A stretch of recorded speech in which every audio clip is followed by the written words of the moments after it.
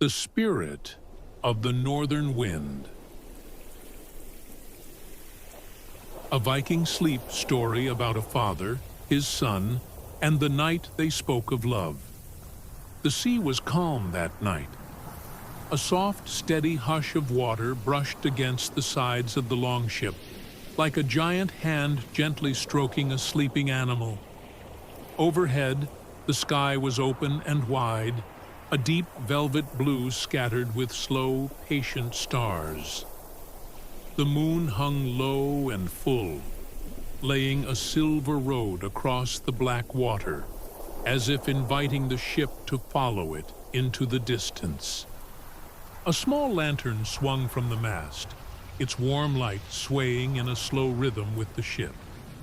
Shadows moved over the deck in long, soft arcs, as the flame breathed in and out.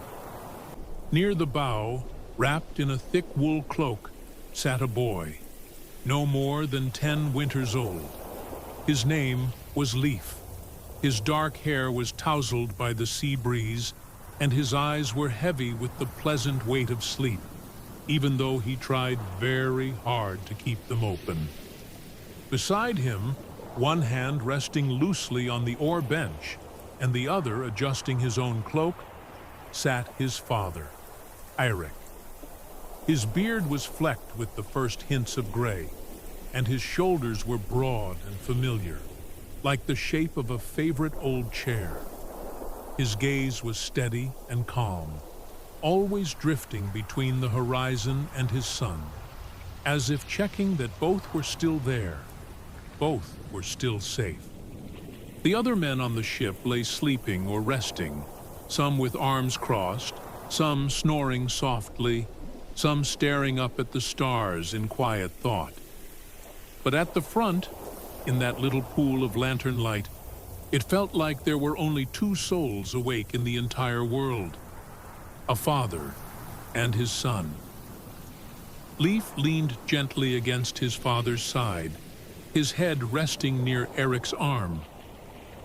"Papa," the boy murmured, his voice hushed by the night. "Tell me a story. Please, just one more, before I fall asleep." Eric glanced down at him and smiled, a slow, deep smile that seemed to warm the air around them. "Another story?" he asked softly, his voice like low thunder in the distance, comforting and familiar. "You have already had 2 tonight." Leif nodded, stubborn but drowsy. "I know," he whispered, blinking slowly, "but this is a special night. I can feel it." Eric looked out over the dark, shimmering water for a long moment.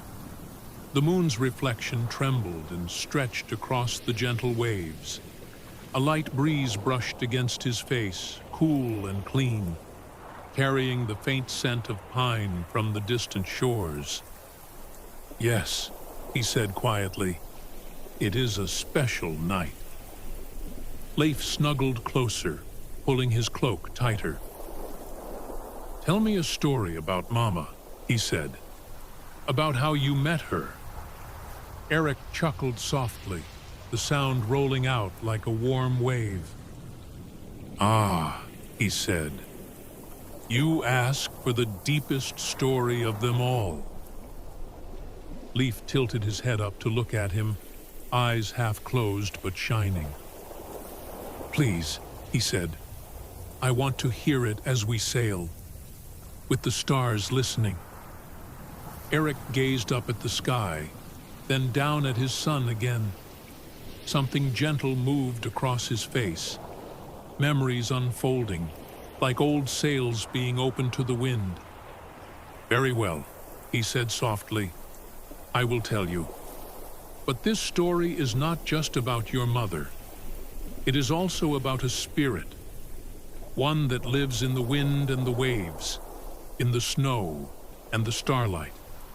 A spirit who guided me when I was young and foolish. A spirit who led me to her." Leif's eyes widened just a little, enough to show the flicker of excitement beneath his sleepiness. "A real spirit?" he asked. Eric nodded. "As real as the moon on the water," he replied. "As real as the sound of your own breathing." Leif's breathing slowed, already sinking into the calm rhythm of the night, as if preparing to be carried by the story itself. Eric shifted slightly, resting his back more comfortably against the curved side of the ship.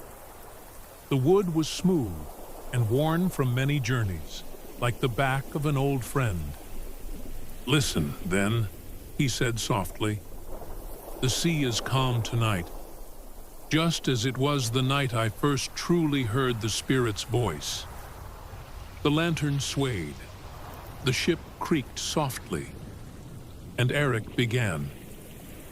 "Many winters ago," he said, "before you were born, before I knew your mother, I was a much younger man.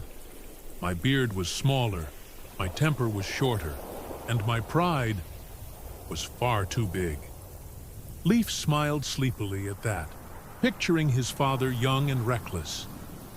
"We had been sailing for many days," Eric continued, "not on a calm night like this, but in rough, restless waters.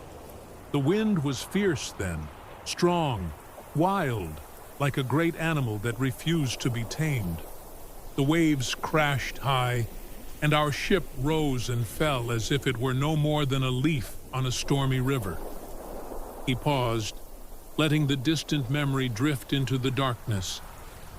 "But after the storm had raged and passed," he said, "after the thunder had grown tired of shouting, there came a night very much like this one.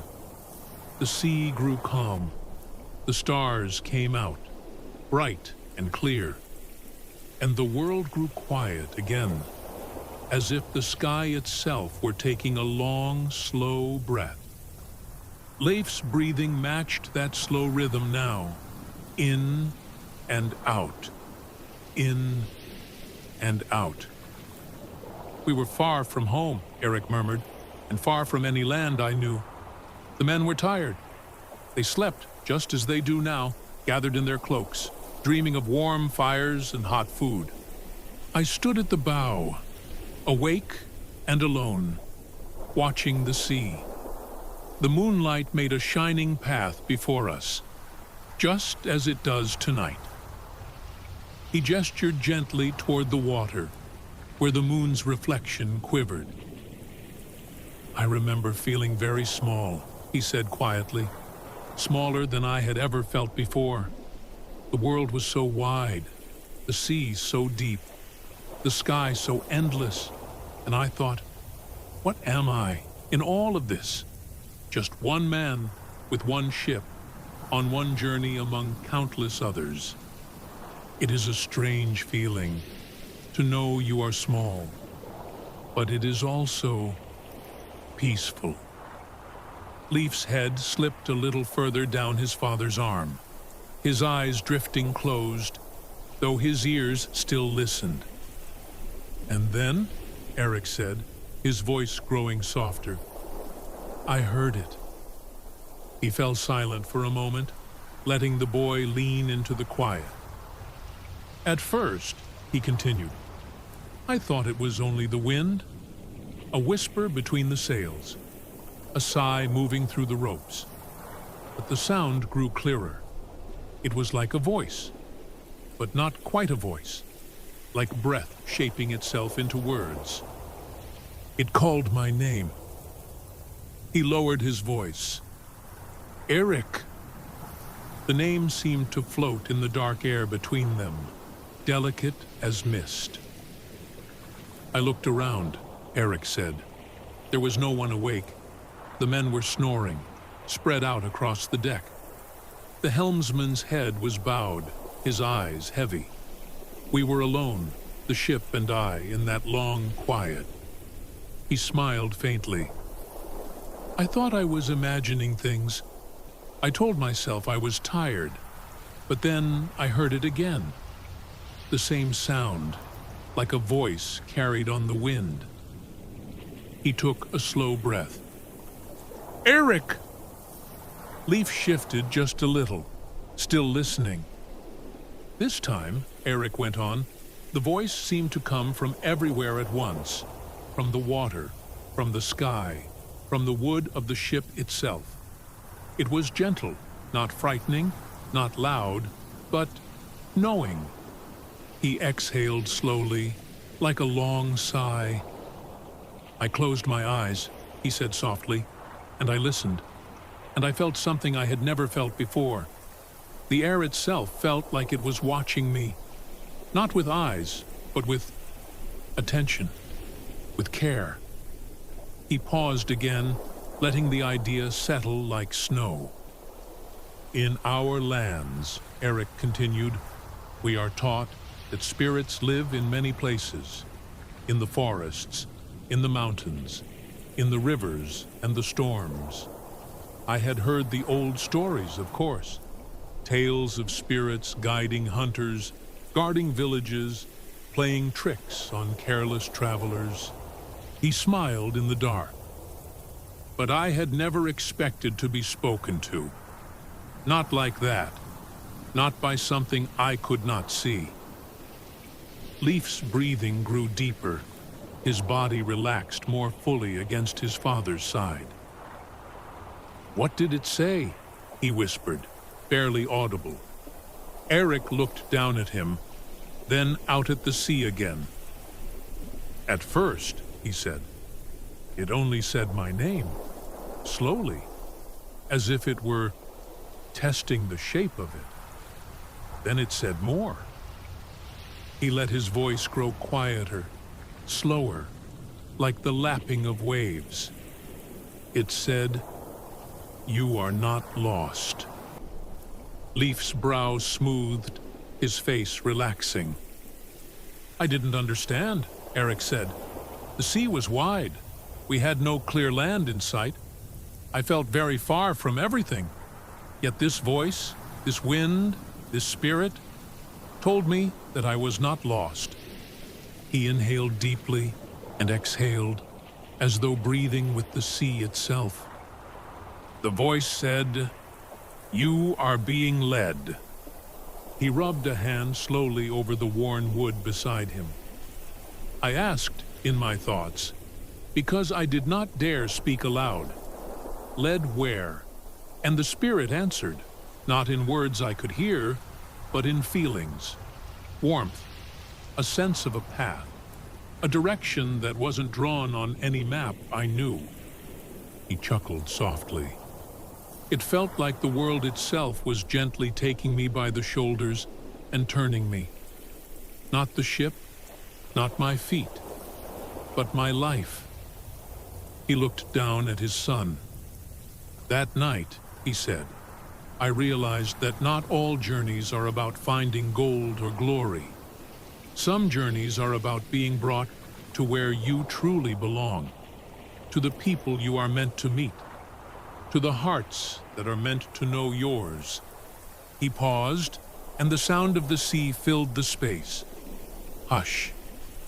Hush. Hush. Leaf's eyelids fluttered. "Did the spirit tell you where Mama was?" he murmured. "In a way," Eric replied, though not with words. He adjusted his cloak around Leaf, tucking him in as if the boy were already lying in bed. "The next morning," Eric continued, "the wind shifted.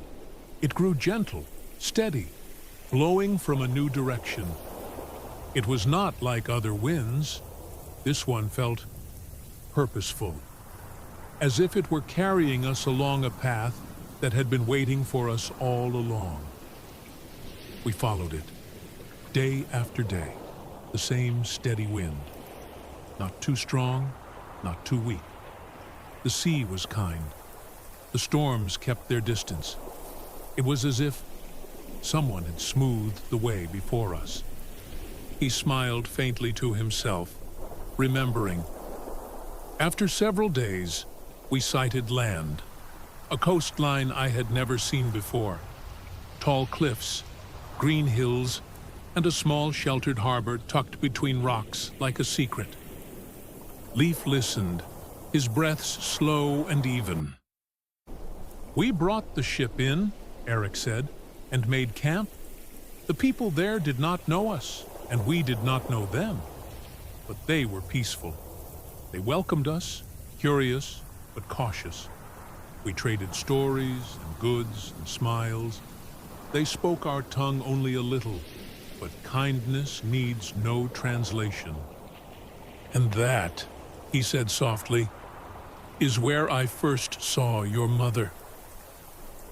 The ship rocked gently. The lantern light trembled on the wood. Eric's voice softened further, as if even the memory needed to be cradled. "She was standing by the water," he said, "near a small boat pulled up on the shore. The wind was playing with her hair, and she was looking out at the sea, as if listening for something, as if she, too, expected a voice in the waves." Leif's lips curved into the ghost of a smile. "Did you talk to her right away?" he asked, his voice muffled against his father's cloak. Eric laughed quietly. "No," he said, "I did not. I was brave in battle, brave in storms, brave in the face of danger, but not so brave in the face of a woman whose eyes seemed to see straight through me." He paused, letting the boy's sleepy mind picture it. The young Viking standing on the shore, suddenly shy. "I watched her from a distance at first," he said, "as she helped mend nets, carry baskets, and laugh with the children by the water. She moved like someone who had always known the sea, calm, sure-footed, at home among the tides." He took a slow breath. "One evening, much like this one, I found myself walking alone along the shore. The tide was low, and thin lines of foam traced pale curves on the sand. The sky was fading from gold to blue, and there she was, standing near the rocks, watching the sun sink into the sea." Leif shifted just a little, as if curling more deeply into the moment. "I almost turned away," Eric admitted. "My heart was beating like a drum, but then the wind rose just a little. It brushed against my back like a gentle hand. It pushed me forward." He smiled to himself.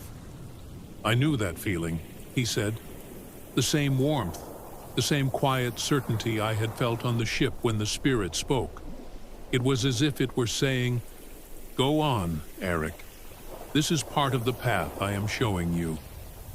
He looked down at his son again. "So," he continued, "I walked up to her." He slowed his voice, easing into the memory. "She heard my steps on the sand, but she did not startle. She turned to look at me, calm and curious. Her eyes were the color of deep water, clear and strong. She said my name before I could say anything at all." Leif's eyes opened a crack. "She knew your name?" he asked softly. "Yes," Eric replied. "I asked her how, and she said that the wind had told her." He let the words drift gently into the night air. "She said that for several days the wind had felt different, as if it carried the echo of a name, Eric, whispered between the waves. She had heard it when she walked by the cliffs, when she mended nets by the shore, when she lay awake at night, listening to the sea. She told me she had a feeling someone was coming, someone whose name the wind already knew." Leif's body relaxed completely at those words, as if some part of him had been waiting to hear that all along. "What was Mama like?" he asked, his voice barely a breath now. Eric's eyes softened, reflecting the lantern's glow. She was steady, he said quietly, like a rock that waves can never move, only kiss and leave. She was strong, but gentle. She spoke little, but when she did, her words mattered. She could be quiet for a long time without it feeling empty. Just peaceful. He paused. And she laughed, he added. Not often and not loudly. But when she did, it felt like when the clouds break after many days of rain and the sun finally touches your face again. Leaf made a tiny sound, halfway between a sigh and a contented hum. Eric went on, his voice like a warm blanket. We spoke that evening, he said. Not of many great things, just of the sea and the boats and the shape of the waves on windy days. But I remember thinking, this feels right, like standing in a place I did not know I missed until I returned to it. He traced a slow, idle pattern on the wooden bench with his fingers. Every day after that, he said, I found myself walking down to the shore, and always, somehow, she was there, watching the sea, listening to the wind. Sometimes we spoke, sometimes we just stood side by side, saying nothing at all, while the sea whispered its own stories. He smiled, and always, in those moments, I felt the spirit. Not as a voice, this time, not as words, just as a presence, a warmth in the air, a sense that all of this was meant. Leaf's breathing deepened again.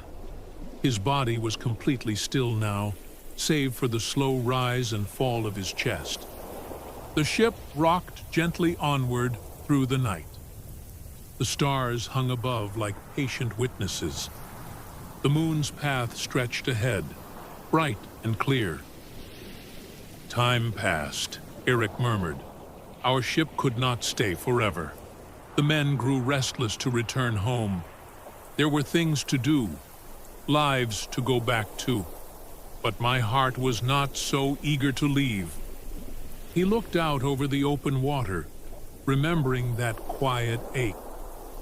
I told myself that I was a sailor, he said, a warrior, a man of journeys and oars, not of hearth and home in a village that was not my own. I tried to convince myself that I would forget her once I was back on the sea, that she was only a chapter in a long book of travels. He shook his head slightly, but the spirit had other ideas. He took a slow breath. On our last night in that place, he continued, the sky grew cloudy. The wind rose, tossing our hair, tugging at our cloaks. I walked to the shore one more time, hoping to see her, and there she was, as always, waiting by the water. He let a pause stretch, calm and unhurried. We stood together, watching the waves roll in. Neither of us said anything for a long while. The wind moved around us, restless, swirling our cloaks, tugging at the hem of her dress. He lowered his voice. And then, suddenly, the wind stilled, just for a heartbeat. The air grew thick and quiet. The waves seemed to hush, and I heard it again. He swallowed softly. The spirit's voice. Leaf's eyelashes fluttered against his cheek. What did it say? He breathed. Eric smiled faintly. It said, if you leave now, you will spend many years searching for what you have already found.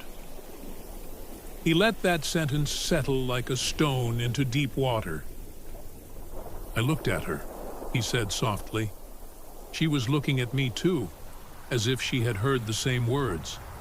Her eyes were calm, not afraid, not pleading, just open. as if she were saying, "I am here. The rest is for you to choose." He took another slow, quiet breath. "I realized then," he said, "that not all courage is the courage to face a blade or a storm. Sometimes, the greatest courage is to stay, to choose one place, one person, and build a life there, to let your journey end, not in defeat, but in belonging." He brushed his hand gently along Leif's shoulder. "So, I spoke to my men," he said. "I told them that I would not be returning with them, that another would lead them home. Some laughed, some were angry, some nodded, as if they had known long before I did that this would happen." He smiled softly. "But I stayed. I stayed in that small harbor, among those green hills, with that woman who listened to the wind as I did. We built a home near the shore. We mended nets. We shared stories by the fire. We watched the sea together, day after day, year after year."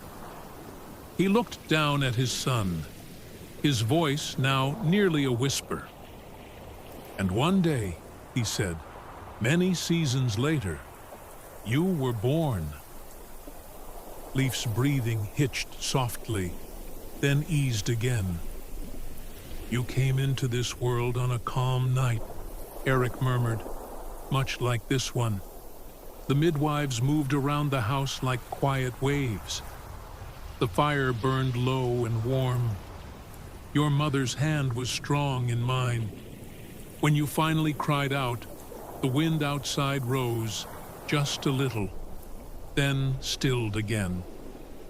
In that moment, I felt it once more, the spirit of the wind, not as a voice, not even as a presence, but as a deep, quiet knowing, as if it were saying, 'This is why I led you there. This is why I carried your name on the breeze, so that this child could be born, so that this family could exist.'" He smiled, a smile no one could see but the stars and the sleeping boy at his side. "From that night on," he said, "every time the wind brushed against our house, every time the sea sighed against the shore, I felt grateful. Grateful that I had listened. Grateful that I had stayed." For a while, Eric said nothing. The sea spoke quietly beneath them. The ship moved over the water like a cradle rocking. Leif's eyes were closed now. His face was peaceful. "Papa," he murmured, just on the edge of sleep. "Do you still hear it? The spirit?" Eric looked up at the sky, at the curve of the moon, at the silent, watching stars. "Yes," he said softly. "I do." He lowered his head, speaking now as much to the night as to his son. "I hear it in nights like this one," he continued, "in the way the sea grows calm when we are far from home, in the way the wind softens around us, carrying no storm, no danger, only peace." He brushed a gentle hand over Leif's hair. "I heard it when we left home this time," he said, "in the way your hands found the oars so easily, in the way your eyes followed the horizon, not with fear, but with quiet curiosity. I heard it when you laughed at the spray and grinned at the gulls." He smiled.